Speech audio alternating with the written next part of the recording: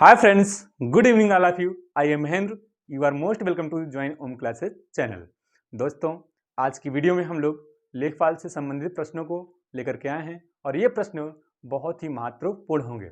दोस्तों, इन प्रश्नों के माध्यम से हम लोग अपनी तैयारी का आकलन कर सकते हैं कि हम अपनी तैयारी में हमें कितना और मेहनत करने की जरूरत है।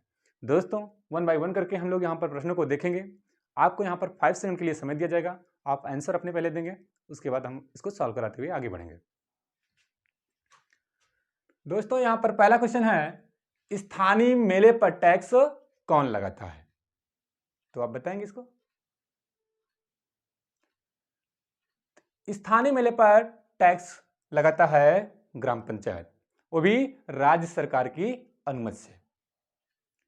क्वेश्चन नंबर 2, 1 एकड़ कितने वर्ग मीटर के बराबर होता है?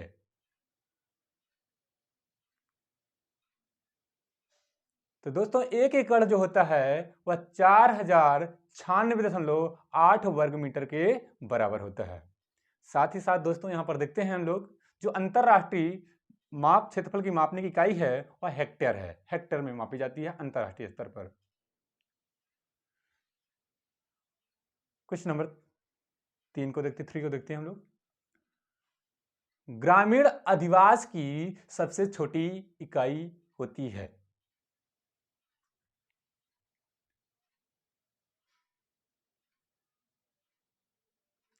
दोस्तों, ग्रामीण अधिवास की सबसे छोटी इकाई को हम लोग कहते हैं, या खंडित भाग को कहते हैं पुरवा। क्या कहते हैं? पुरवा। क्या कहते हैं? पुरवा कहते हैं। और इसी को हम लोग पल्ली भी कहते हैं, और कहीं कहीं से हैमलेट के नाम से भी जाना जाता है। दोस्तों, ऊपर दिए गए प्रश्नों के आंसर को भी हम लिख देते हैं यहाँ पर, ताकि आपको लास्ट में स्क्रीनशॉट लेने में आसान रहे। तो स्थानीय मेले पर टैक्स कौन लगाता है? ग्राम पंचायत। ग्राम पंचायत। 1 एकड़ में कितने वर्ग मीटर के बराबर होता है ये? तो 4096.8 वर्ग मीटर के बराबर होता है। ग्रामीण अधिवास की सबसे छोटी इकाई होती क्या है? उसका नाम बताया गया अभी, हैमलेट ऑब्लिक पल्ली ऑब्लिक पुरवा। यह ग्रामीण अधिवास की सबसे छोटी इकाई है। इस पुरवा से बनता है गांव, गांव से क्या बनता है? कस्बा, कस्बा से नगर, नगर से महानगर, और महानगर से हम लोग पढ़ते हैं वहां पर विराट नगर या बृहत नगर। दोस्तों, इसका एक अलग वीडियो ही लेकर के आएंगे हम लोग कि कैसे पुरवा से गांव बनता है और गांव से कस्बा, कस्बा से नगर। ग्रामीण अधिवास की सबसे छोटी इकाई क्या हुई? हैमलेट, पल्ली या पुरवा। या ग्रामीण अधिवास का अवखंडित भाग क्या कहलाता है? पुरवा। यूपी का 17वां नगर निगम कौन है?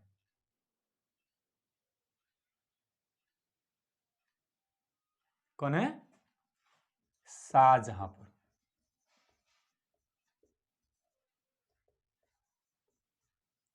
शाहजहांपुर।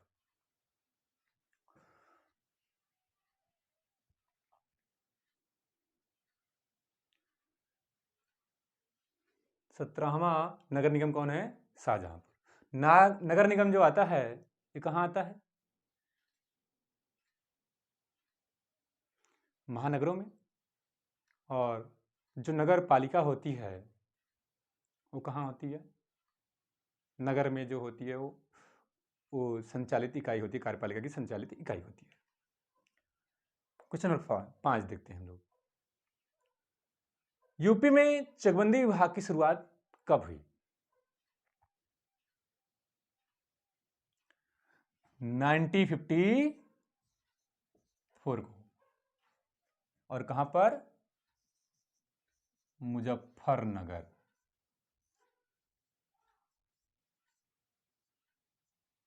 मुजफ्फरनगर।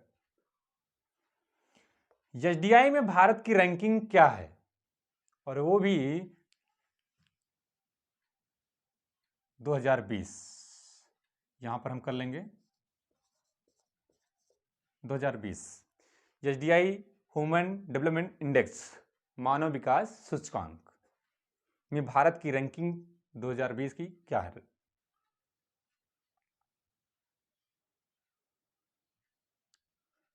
दोस्तों क्या है, 131, 131वां है, जो पिछले साल से 2 पायदान नीचे है। 2019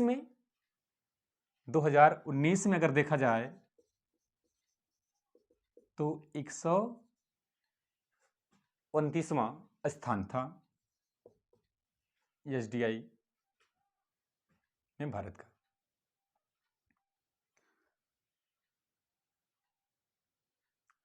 एसडीआई जारी कौन करता है? एक संस्था है जिसका नाम है यूएनडीपी,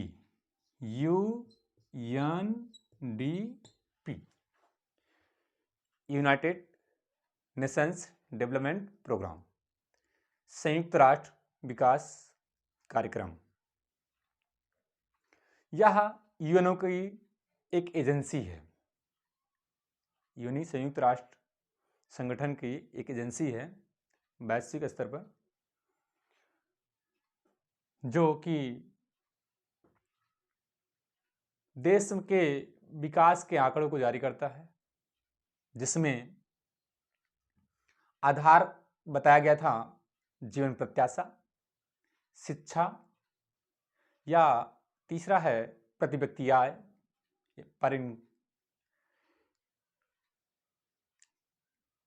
प्रति व्यक्ति आय।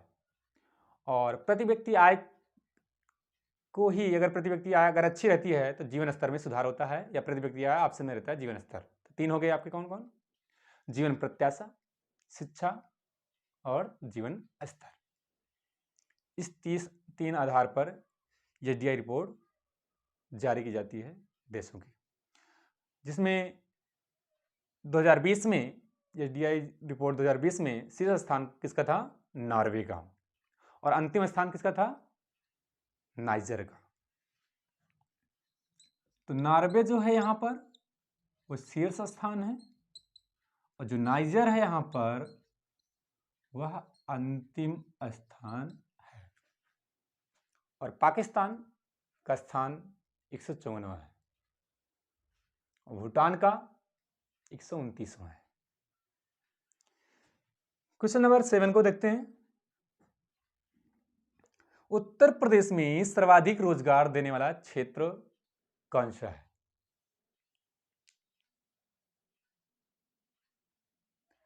तो उत्तर प्रदेश में सर्वाधिक रोजगार देने वाला क्षेत्र कौन सा है? कृषि क्षेत्र। जो कृषि क्षेत्र है यह सर्वाधिक रोजगार देने वाला क्षेत्र है उत्तर प्रदेश में। कृषि क्षेत्र किसमें आता है? प्राथमिक क्षेत्र में आता है। उत्तर प्रदेश की अर्थव्यवस्था यानी आय में सर्वाधिक योगदान किसका होता है? उद्योग धंधे। उद्योग धंधों में देखा जाए हथकरघा उद्योग, और यह उत्तर प्रदेश का सबसे बड़ा उद्योग है। क्वेश्चन नंबर 9 को देखते हैं हम लोग। उत्तर प्रदेश में आम महोत्सव कहां मनाया जाता है?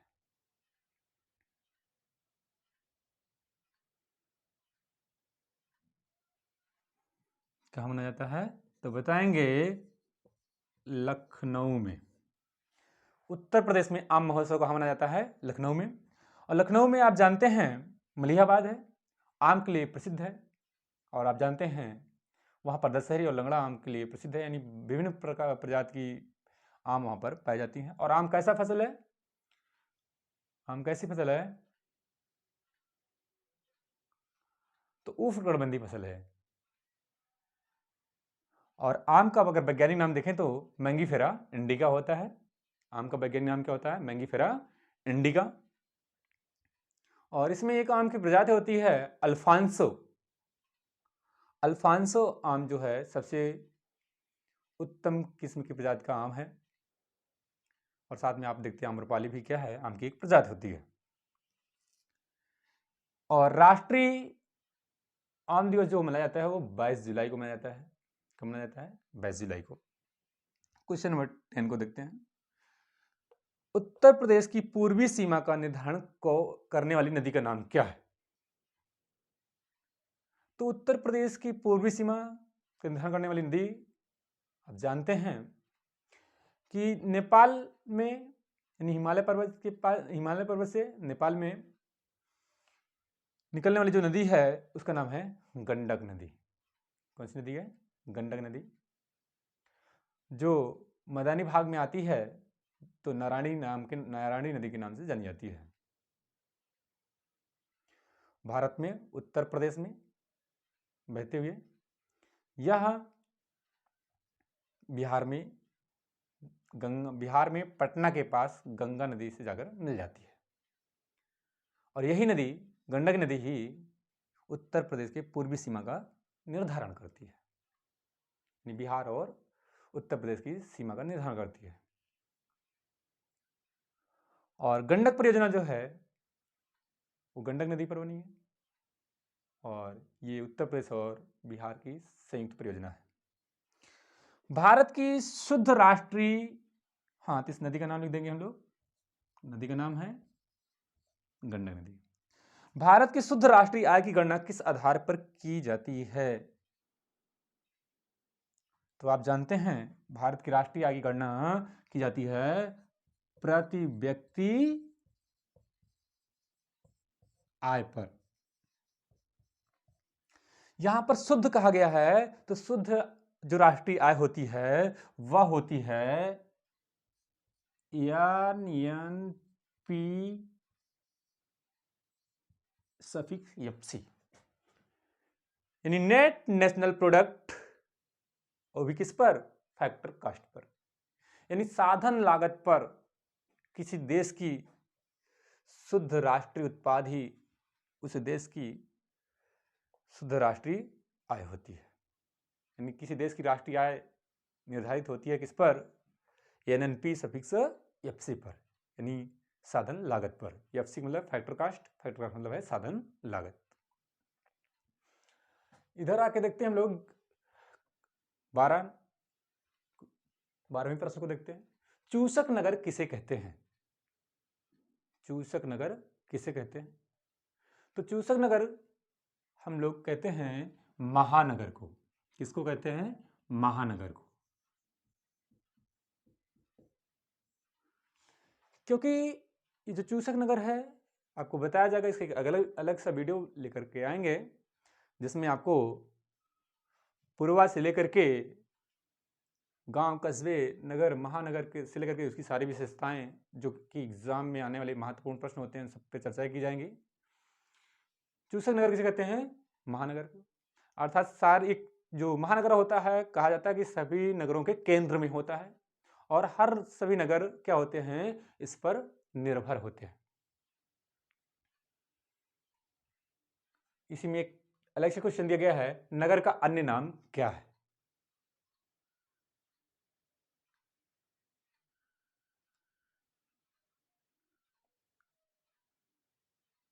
तो बताइएगा आप लोग, नगर का अन्य नाम क्या है? अज्ञात समुदाय। नगर का एक अन्य नाम दिया गया है अज्ञात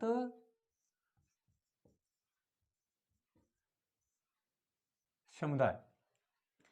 अर्थात आप देखते हैं नगरों में जो लोग रहते हैं अपने कमरे में भी रहते हैं तो अपने जस्ट बगल वाले को नहीं जानते हैं कि ये कहाँ का है ना। शादी ब्याह भी हो जाती है तो पता नहीं हो पाता है कि किसके यहाँ हुई थी, है ना, कौन था, नहीं जान पाते हैं। अधिवास की सबसे बड़ी इकाई, अधिवास की सबसे बड़ी इकाई क्या है? तो अधिवास की सबसे बड़ी इकाई का नाम है बृहत नगर। क्या है? बृहत नगर। बृहत नगर की सीमांत उत्पादकता कितनी होती है? 0। इसे कैसे समझेंगे? मान लेते हैं कि किसी के परिवार के पास 1 बीघा जमीन था और कुछ समय बाद जब उसके बच्चे हो जाते हैं तो परिवार बढ़ जाता है। बच्चों के पहले जो कृषक परिवार था, अगर उस खेत में काम करता था तो उत्पादन कुछ मात्रा में करता था और बच्चों के शामिल हो जाने पर भी उस खेत से उतना ही उत्पादन होता है। तो देखा जाए कि जो संख्या पहले थी, जो संख्या बाद में हुई, दोनों के द्वारा जो अनाज को उगाया गया उसमें कोई परिवर्तन नहीं हुआ। संख्या भले ही बढ़ गई तो अंतर कुछ नहीं हुआ, वही है कृषकों की सीमांत उत्पादकता। मतलब कोई परिवर्तन नहीं हुआ उत्पादन में। कितनी हो गई? 0 हो गई। ऐसे कृषक को हम लोग बेरोजगार की श्रेणी में भी लाते हैं। जैसे कि बताया भी जाता है, ग्रामीण क्षेत्रों में पाई जाने वाली बेरोजगारी कैसी होती है? छिपी, प्रच्छन्न एवं मौसमी बेरोजगारी। जैसे यहाँ पर देखने को मिली कि बाद में शामिल हो गए। देखने में तो लग रहा है कि रोजगार है, लेकिन वो रोजगार नहीं है, क्योंकि 1 लोग होते तब पर भी उत्पादन उतना होता, 10 लोग होंगे तब पर भी उत्पादन उतना ही हो रहा था। उत्तर प्रदेश में सर्वाधिक किस प्रकार के कृषक जोतकर हैं?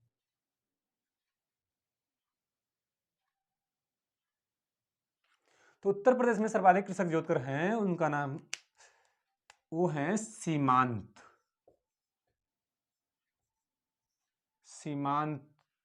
कृषक जोतकर। उत्तर प्रदेश में ही नहीं, पूरे भारत में सर्वाधिक जोतकरों की संख्या कौन सी है? सीमांत जोतकर कृषक। और सीमांत कृषक किसे कहते हैं? जिनके पास 1 हेक्टेयर से कम भूमि होती है, उन्हें हम लोग क्या कहते हैं? सीमांत कृषक कहते हैं। फसली वर्ष का समय क्या होता है? फसली वर्ष का समय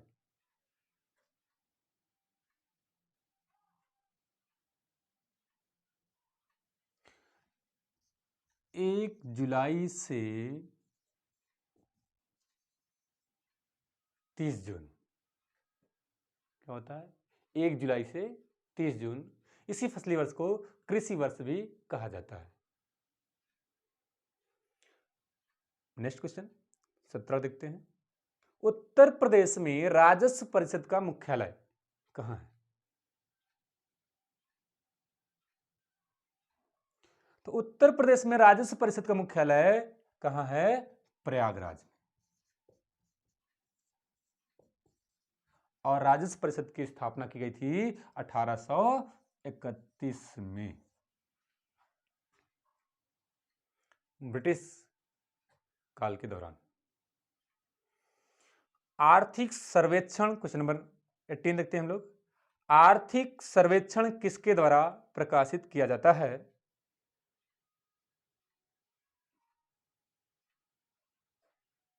तो बताएंगे आप लोग।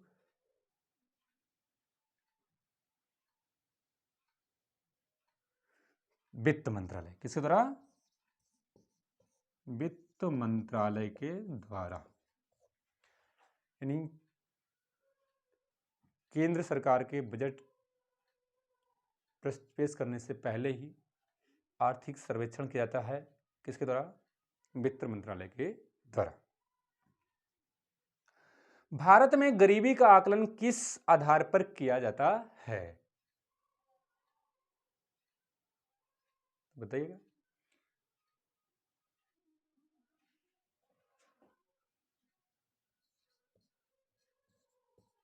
पारिवारिक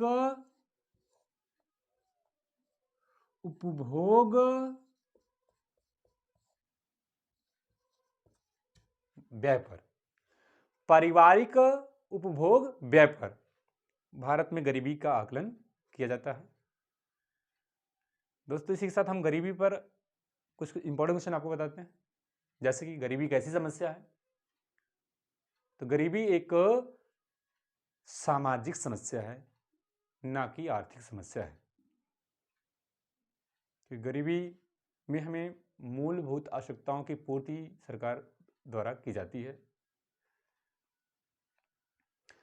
तो क्या है, एक सामाजिक समस्या है।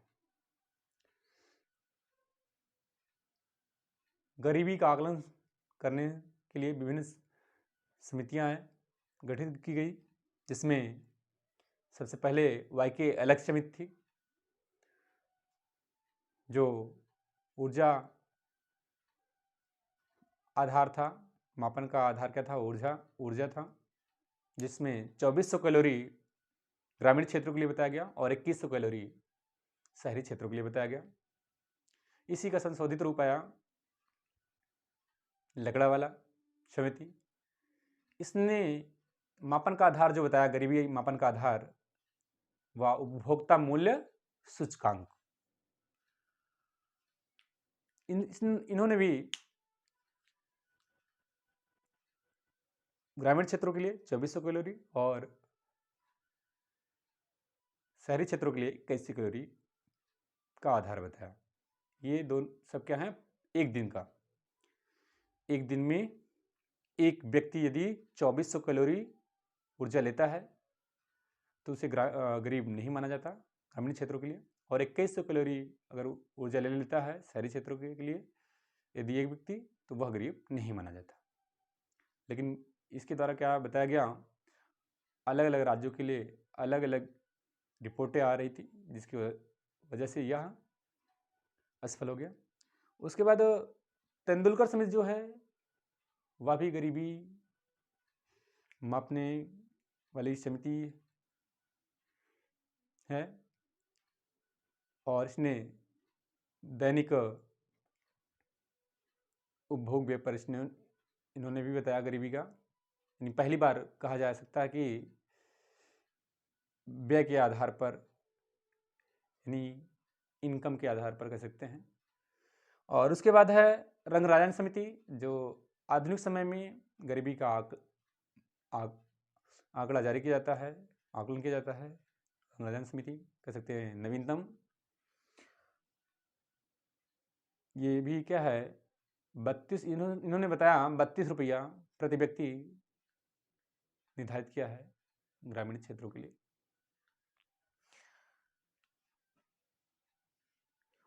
सर्वाधिक केसीसी जारी करने वाला राज्य कौन सा है, तो आप बताएंगे। उत्तर